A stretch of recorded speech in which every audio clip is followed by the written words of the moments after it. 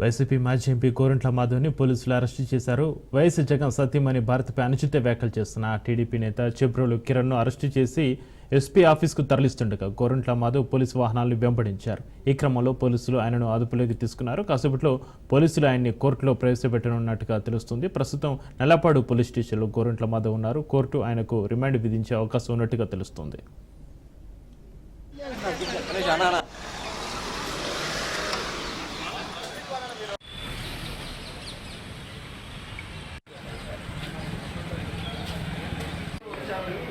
నాకు అది కూడా కాదు. ఇప్పుడు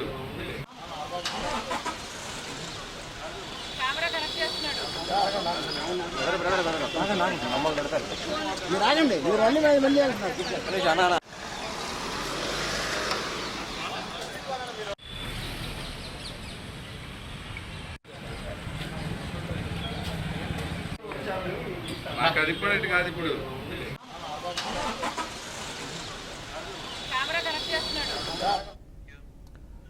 వైసీపీ మాజీ ఎంపీ గోరంట్ల మాధవ్ని పోలీసులు అరెస్టు చేశారు. వైఎస్ జగన్ సతీమణి భారత్పై అనుచిత వ్యాఖ్యలు చేస్తున్న టీడీపీ నేత చెబ్రోలు కిరణ్ను అరెస్టు చేసి ఎస్పీ ఆఫీస్కు తరలిస్తుండగా గోరంట్ల మాధవ్ పోలీసు వాహనాలను వెంబడించారు.